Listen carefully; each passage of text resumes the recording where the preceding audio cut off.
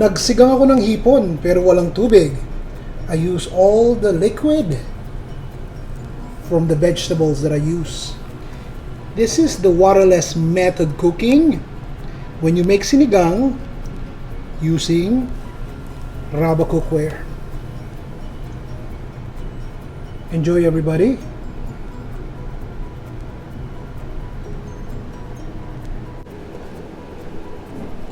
See how large these tomatoes are? Okay, I'm just gonna cut it into 4 pieces. I have very large tomatoes here. Just make sure you are using a lot of tomatoes. These are 8 large tomatoes.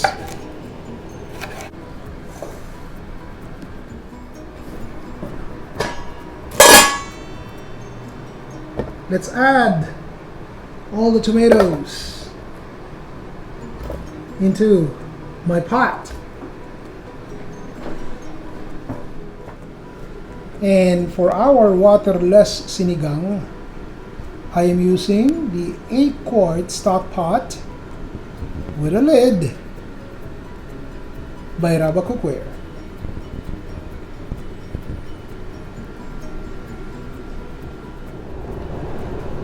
Now let's add 2 large onions that I peeled and quartered. So here are the rest of the ingredients: radish, labanos, eggplant, talong. Lucky enough to find some sitaw. I'm not using any sinigang mix. I'm using lemons for our panigang. And I won't call it sinigang if I'm not going to add gabi or taro.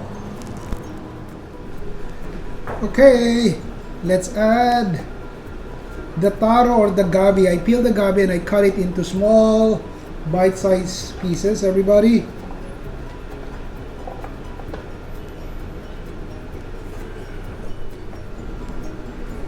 And then our radish or labanos does not have to be in this order, everybody.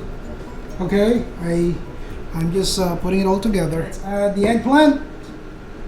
Washed it and just cut it into 8-9 pieces. Wash your sitaw or long beans and then add it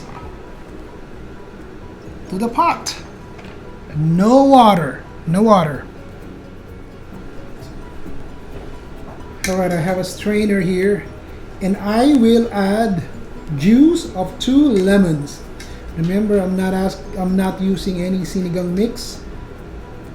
We are using lemon juice as our panigang. If you don't have lemon juice, then add calamansi. These are mustard greens, everybody, that I washed.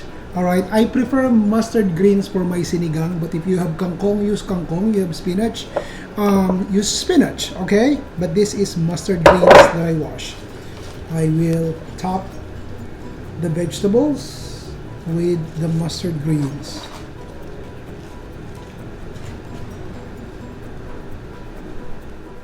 Let's be clear, everybody. Saan po kukuha ng tubig ang sinigang?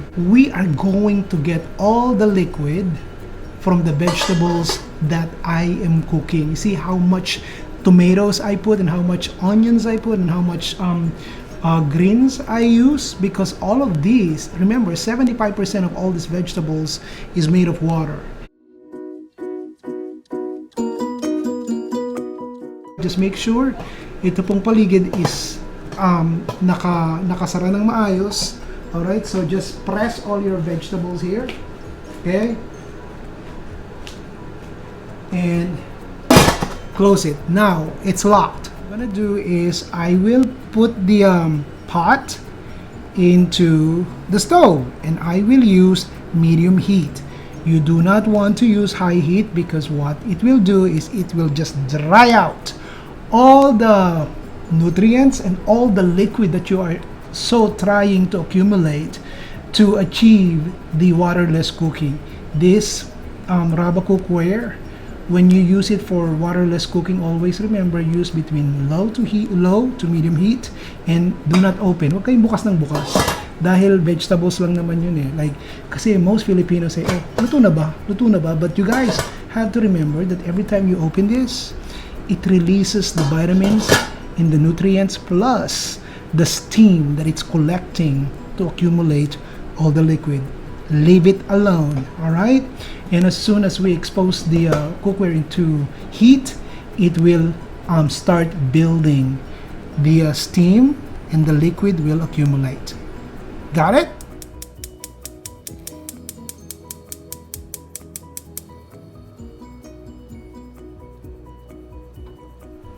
Okay, check this out, my dear friends. I'm not really using the full medium heat. I'm using 2 notches less than medium. Look at that, okay? Because kapag ginamit yung high heat, matutuyo lang yung tubig na ina-accumulate nyo, and that is the vitamins and the nutrients. Remember, wala po tayong ginamit na tubig. We did not use any kind of water. We are solely depending on the liquid that the vegetables will be producing. Okay? So, importante, tingnan nyo to ha, less than medium heat pa yan. You will probably ask me, Ron, pwede bang magsigang ng liempo? Well, to my experience, my past and present experience using this kind of cookware that features waterless cooking, hindi po umabot or aabot po more than half an hour if you're using liempo or pork belly. There are certain kinds of meat, pork to be exact, na po pwedeng gumamit ng waterless cooking without totally drying out the dish. If you want more liquid, add more vegetables. However, sa experience ko po, ang beef, okay, ang beef, ang pork belly, hindi po tumama. Matigas pa yung beef nyo, pero may tubig. So, it's just not something that I will recommend, because what will happen is you will overcook the vegetables. Kasi tatagalan nyo, and then you will increase the heat kasi natatagalan kayo para lumambot yung karne. So, please do not use beef. To my experience, I'm just telling you. And also, sa pork, parang ribs lang yata yung po pwede. Check it out. Let me know. Okay, turn off the time.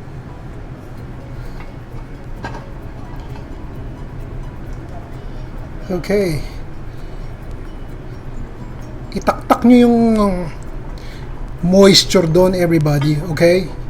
So that's the nutrients, that's the water that it collected from the vegetable. So don't lose it, everybody. Okay. You see how green the vegetables are? And you see how much water it created, pero hindi na overcook yung vegetables nyo. Here's what I'm gonna do. Sinigang na hipon po ang gagawin ko. Alright, so isasara ko ulit siya. Hahaluin ko lang ng ganda. You see that, everybody? Okay, madalian. Okay, and then I will close it again. Okay, and continue to cook it for maybe another 5 minutes. Let's turn off the heat. Okay. After 5 minutes, look at this. Once again, all this water that's dripping from the, I'm gonna turn off the heat now. Dripping from the lid, shake it. Itaktak nyo dun. Okay? Okay. O, saan ka naman nakakita ng sinigang na hipon na hindi gumamit ng tubig? Alright, let me show you the water that it accumulated before it evaporates. Isasara ko ulit kasi para ma-accumulate pa ng mas maraming sabaw.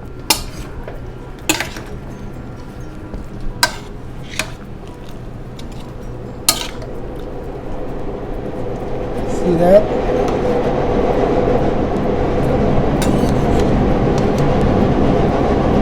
Ayoko nang durugin Pero you can see all this water. Look at that. Okay. 30 minutes, low to medium heat. And then I removed the lid. I added my 2 pounds of prawns or malalaking hipon. I put the lid back. Sara muna natin.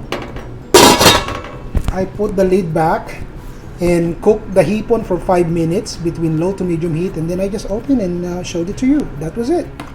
So baka sigurado kayo na ang lahat ng sabaw na nakukuha nyo sa sinigang na hipon came from the vegetables and the hipon itself. Oh, by the way, I forgot to put patis. Don't tell anybody. Alright, I will put patis later and sili.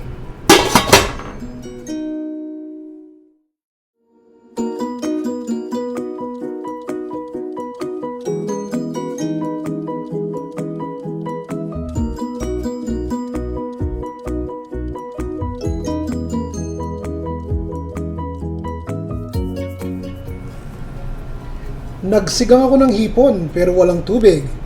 I use all the liquid from the vegetables that I use. This is the waterless method cooking when you make sinigang using rubber cookware. Enjoy, everybody.